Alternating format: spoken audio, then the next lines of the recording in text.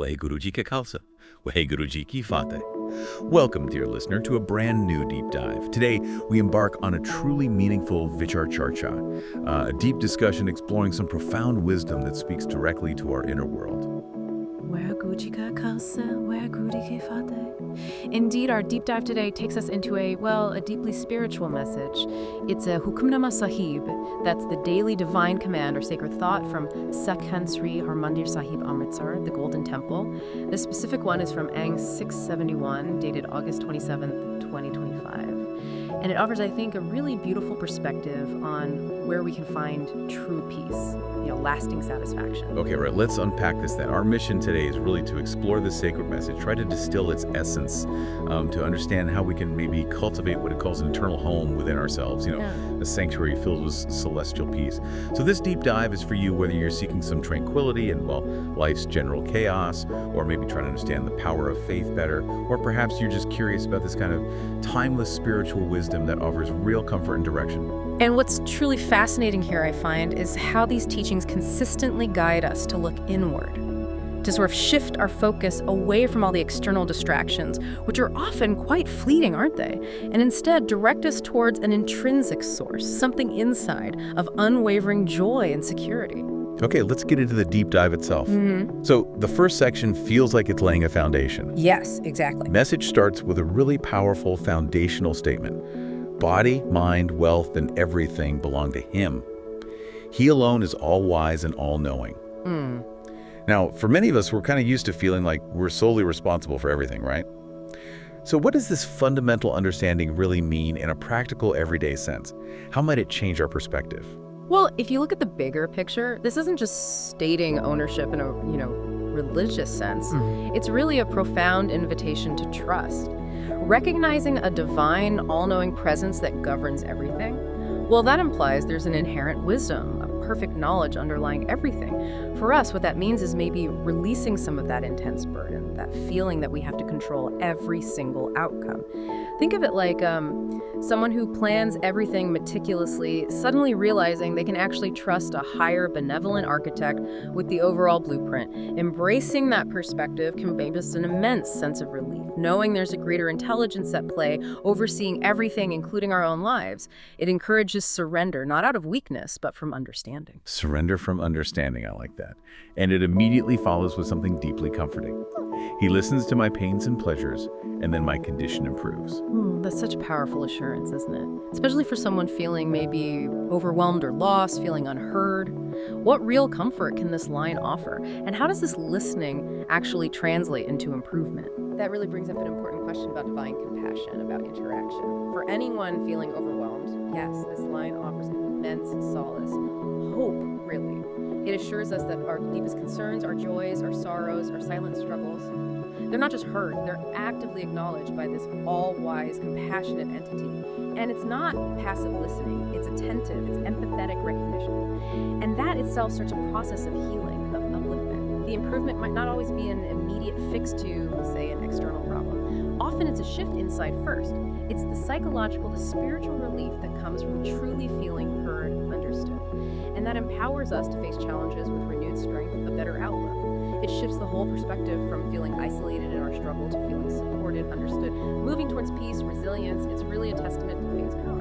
Okay, so we've talked about that comfort, that foundation of trust. But what about everything else we chase? Happiness, success. Because the Hukamnama then makes a really striking claim. It says, my soul is satisfied with the one Lord alone. People make all sorts of other efforts, but they have no value at all. That's a strong language. No value at all. How do we understand valueless here? Is it really dismissing all human effort?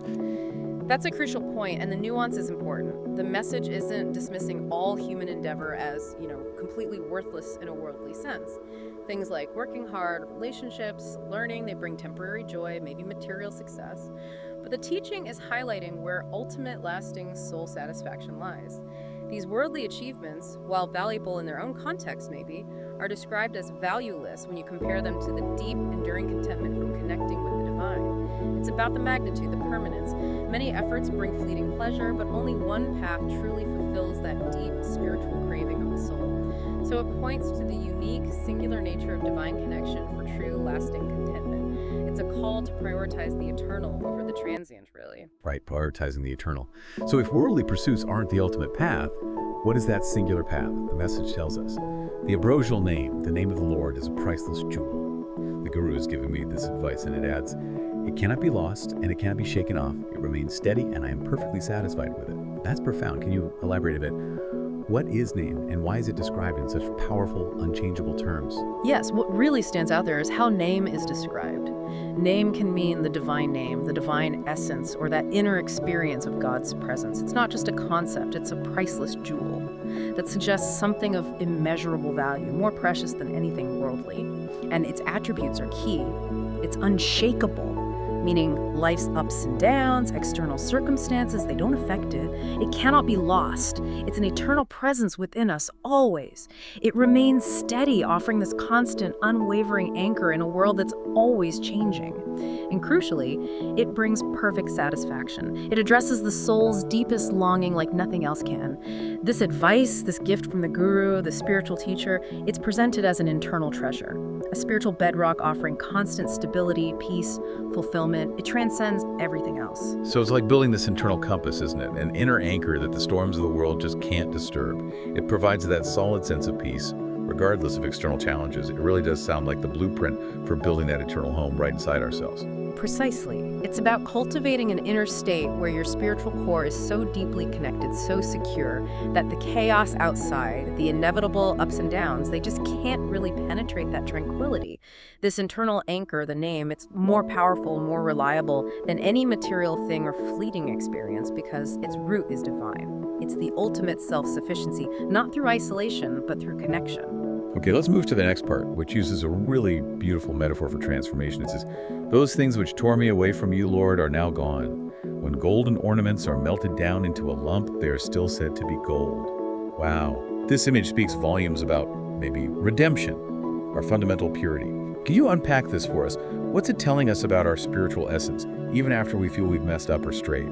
Yes, putting this into the context of our spiritual journey, that analogy really speaks to the indestructible nature of our divine essence, our inherent purity.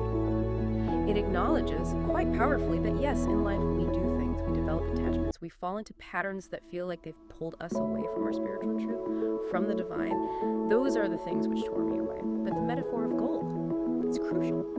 Ornaments, even when melted down, may be representing losing superficial forms, breaking attachments, dissolving old identities, or even going through life's refining fires.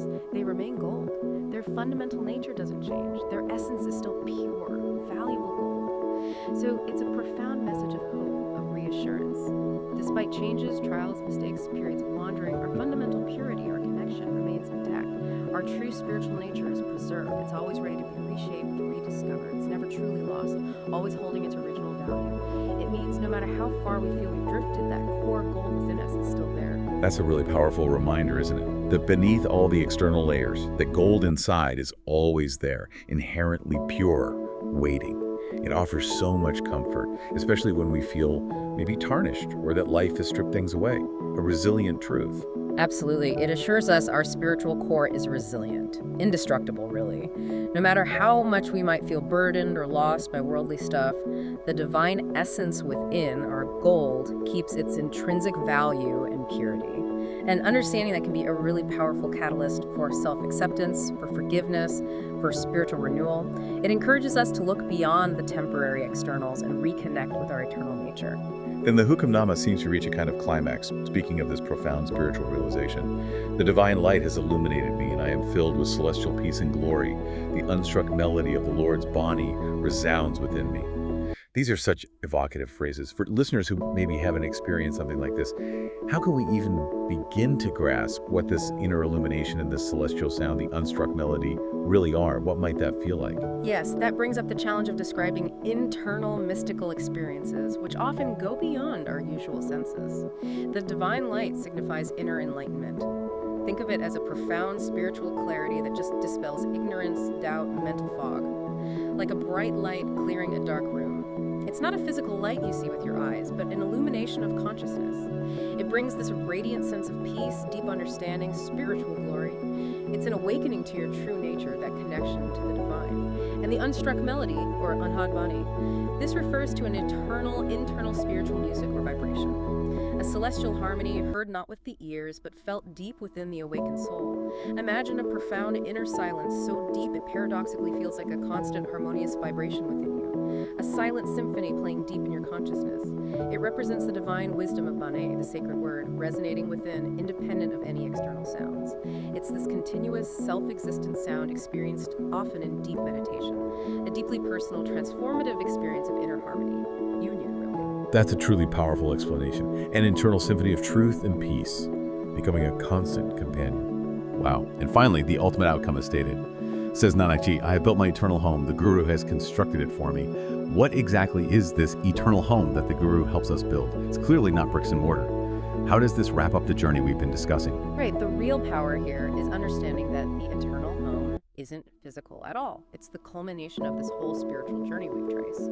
It's an internal state of perfect spiritual harmony, a profound sense of belonging, unwavering security, complete union with the divine. It's a sanctuary of everlasting peace and glory found within oneself, a refuge from the transient world outside. And it's described as being constructed by the Guru. That means it's built through the Guru's guidance, through wisdom in Gurbani, through the path laid out for realizing know-him. It represents the soul's ultimate destination, a place of refuge, contentment, everlasting connection with the Creator, a state of being where true satisfaction resides eternally. It signifies that through practice, surrender, divine grace, we create this unshakable foundation of peace and fulfillment right inside our very being, a home we can never truly be exiled from. What an incredibly rich and really inspiring deep dive into the wisdom of the Hukamnama Sahib from Ang 671, dated August 27th, 2025. We've explored that deep peace from recognizing divine providence, the singular lasting satisfaction found in Naam, the enduring gold or purity within us,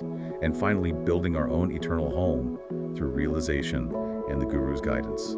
Indeed, it's a potent reminder, isn't it, that the most valuable treasures are often found within, not out there. And the path to lasting peace, genuine contentment, that unshakable sense of belonging, it's guided by this timeless spiritual wisdom, urging us to cultivate our inner world. So as you go about your day, we invite you, our listener, to maybe ponder this.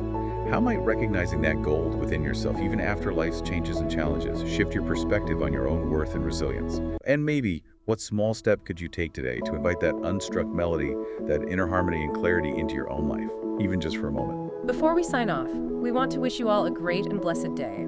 Please forgive me for any mistakes we have made, especially in the pronunciation of Gurbani. My prayer is that Waheguru Ji blesses the entire Sangat, the holy congregation, and by extension, all of you with good health, the gift of Naam and Gurbani, and everlasting high spirits, or Shardi Kala. Waheguru Ji Savat Sangat nu Tandrusti, Naam Bani Didad Atya Shardi Kala Didad Bakshanji. As a humble request, please consider sharing this deep dive to help in this service of sharing wisdom. Waheguru Ji ka Khalsa, Waheguru Ji ki Fateh.